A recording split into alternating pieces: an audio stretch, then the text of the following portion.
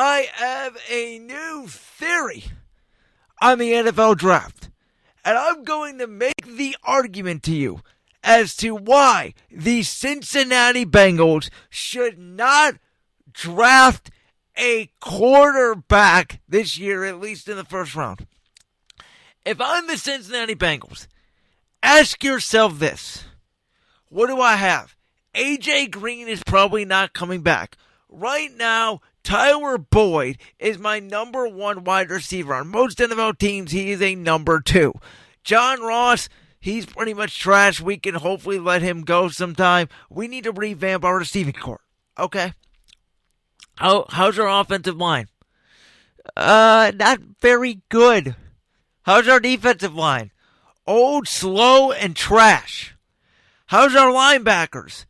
Not very good. How's our secondary? Maybe below average.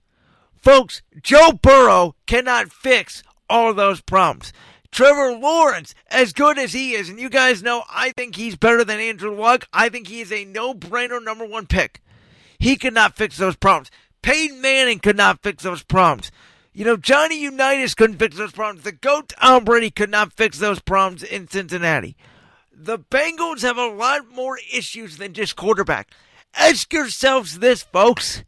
Is Andy Dalton really the worst quarterback in football? I would take Andy Dalton over, Josh Rosen, Mitchell Nobisky out in Chicago. To be honest, I would take Andy Dalton over Jameis Winston in Tampa. Yes, Jameis Winston is 4 years younger, but he's turnover prone. Andy Dalton really isn't turnover prone. Andy Dalton got the Bengals to the playoffs multiple times with good teams. Andy Dalton is still an average quarterback to me. The Bengals do not need to move off Andy Dalton. The Bengals are overthinking the room. This isn't the Pelican situation with Zion Williamson where they add a lot of young talent and they just needed that superstar, that dog that Zion has that Anthony Davis didn't have. The Bengals have almost nothing. Okay? And the Browns, who of course got a lot of talent, they now have a new GM, a new coach. The Browns are a lot better off than the Cincinnati Bengals. And the Browns may still need to find another quarterback because Baker Mayfield, who knows about him? Now there's a new report about Baker Mayfield possibly going on a date with some girl. I saw that last week. I'm not going to buy it. I'm not going to talk about it. But I'm just saying Baker Mayfield is always in the news. You've never heard Andy Dalton in the news. Andy Dalton is a grown-up. Andy Dalton can get the job done. In Cincinnati, what's Joe Burrow going to do? What's he going to do? Run around all day? Have to score 50 points a game because he doesn't have a defense? What's he going to do? Get smashed like Andrew Luck because he doesn't have an offensive line? Cincinnati has way more issues than quarterback. Now you look at a team like the Chargers. Even the Chargers, they had an anomaly year. Their quarterback got old, but they still have a very good team. They need a guy like Tua Tagovailoa, who, as you guys know, I don't think Tua's going to be great. As a matter of fact, here's my bold prediction of the entire NFL draft. The best quarterback in this class is actually the Georgia kid projected to go in the second round, Jake Fromm. Why is that? Why have guys like Russell Wilson and Nick Foles, who were third-round picks, and now even Ryan Tannehill, who I believe was a sixth-round pick, succeed in the NFL? Because they go to good teams, they have good schemes, they have good coaching. That's what works in football. It's not what works in basketball. It's not what works in baseball. Football is especially special for coaching. Quarterbacks need good players around them. As much as we make the quarterback to be the biggest position in football, which undoubtedly it is, you need your quarterbacks like Carson Wentz, Deshaun Watson. You need those guys to carry your team 2 times a year. That's it. That's all I would ask my quarterbacks to do. 2 or 3 times a year. Aaron Rodgers, Tom Brady, Carson Wentz, Patrick Mahomes, Deshaun Watson, all these guys. You carry me 2 or 3 times a year. Joe Burrow's going to have to carry his team 16 times a year like Matthew Stafford would for the Lions. And Matthew Stafford's a very good quarterback. Like Matt Ryan's a very good quarterback with the Falcons. He won MVP one year. Matthew Stafford, as I said, very good for the Lions. But if I'm the Lions, Matthew Stafford is good. Could I move off him? Yes. But what's that going to change? If I get Justin Herbert or somebody in here, is it going to change my team? My team stinks. As good as your quarterback is, look at Carson Wentz and Jared Goff's careers. Carson Wentz did go number 2 overall to the Philadelphia Eagles.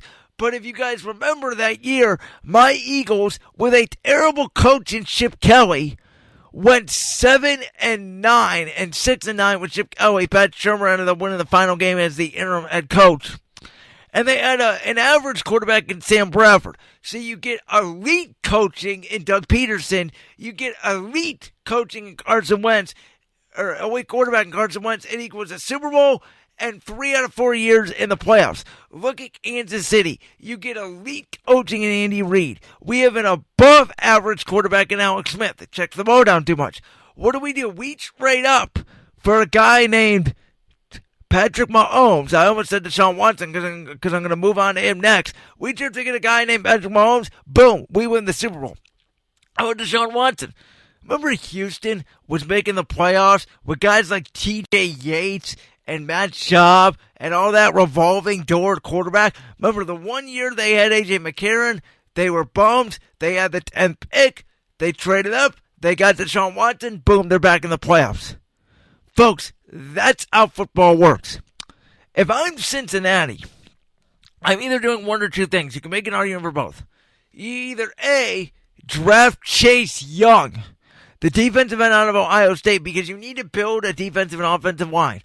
Or B, you trade down in the draft to a team like the Chargers. Maybe you trade down from 1 to 6, or a team like Carolina.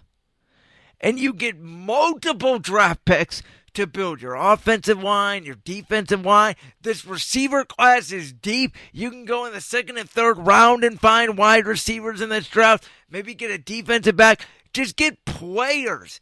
And then next year, you'll have salary cap space. You can go get a quarterback.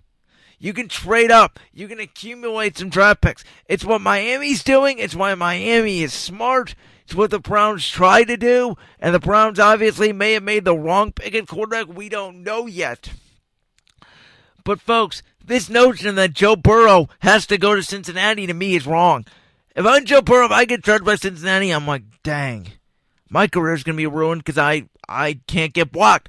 A quarterback can only do so much. He has to have that big offensive line protecting him. That's going to be the key to Joe Burrow's success. Now, there's another team in a very, very, very complicated situation. They're known as the New England Patriots. Their owner, Robert Kraft, adores their quarterback, Tom Brady, the GOAT, the 42-year-old. Their coach, Bill Belichick, can't stand Tom Brady. He wants to move off him. He's still mad about having to get rid of Jimmy Garoppolo. So for Tom Brady, and this is where New England is kind of on the fringe. New England apparently is going to lose their left guard, Joe Thuney, to free agency. That's another great offensive line. Tom Brady needs a wall in front of him to be successful. Tom Brady can still be a very good quarterback in the NFL. But what have we seen now, ladies and gentlemen, over the last couple of years? In the NFL, what do you have to almost be now? Mobile. And if you're not mobile, well, you better be accurate and you better be smart. Tom Brady is. Philip Rivers is not accurate. That's why I wouldn't pay Philip Rivers big money. You can't win a Super Bowl with Philip Rivers as your quarterback. Chargers finally learned that after 16 years. But Tom Brady, you can win a Super Bowl. And I'm going to name a place where Tom Brady could go win a Super Bowl. It's Indianapolis. And this is where it's so interesting because the Colts, they have a nice guy in Jacoby Brissett. But do we want to go for Tom Brady and win a Super Bowl? Or do we want to tank next year and go for Trevor Lawrence and have our future set? But what if we don't win a Super Bowl with Trevor Lawrence because bad bounces bounce our way? Or you're Dallas. Dak Prescott is a really nice quarterback. I've defended Dak Prescott so many times on this show. I think Dak Prescott is in the Kirk Cousins range. I think he's in that $20 to $25 million range at quarterback. Do I think Dak Prescott is Carson Wentz money? No. Do I think he's Jared Goff money? Yeah, but Jared Goff got overpaid. That's the issue. If the Cowboys overpay Dak Prescott and give a big deal, it's similar to what the Cavs would do with Andre Drummond. If the Cavs give Andre Drummond a big deal, they're going to be stuck. They're not going to be able to sign another max free agent besides one. But Andre Drummond's not a person you can win a championship with. Dak Prescott has to be in the perfect situation. He has to have that number one wide receiver in Amari Cooper. He has to have Ezekiel Elliott. He has to have an offensive line. He has to have a good defense. Carson Wentz doesn't have to have that. Deshaun Watson doesn't have to have that. Patrick Mahomes doesn't have to have that. So if you're Dallas, do you offer the moon for Tom Brady? It'd be great for marketing sales. It'd be great for Tom Brady's brand. It'd be like LeBron James going to the Lakers. But for Tom, you're going to have to teach a guy a whole new system. For Dallas, is Dak, is Dak your guy? We know Jerry's loyal. Would you win a championship with Brady? Would you win multiple with Dak? Like, these are going to be big decisions. That's why it's so fascinating to me this offseason in the NFL. There's going to be big decisions that are going to have to be made. There's going to have to be grown-up decisions that are going to have to be made in NFL front offices. I got to tell you, if I'm New England, I go, Tom, I know you want to play till you're 45. Listen, Belichick, you're going to have to man up. You're going to either have to draft a receiver, you're going to have to trade for a guy like Stephon Diggs, or heck, I'll even throw in Alshon Jeffrey. You're going to have to go get a tight end. I will pay you a 2 to 3 year deal, whatever you want. I'll even give you an option if you want. I want to bring you back if I promise you I can get you the weapons. Because right now, Jarrett Stidham is not the answer. We don't know we have the answer.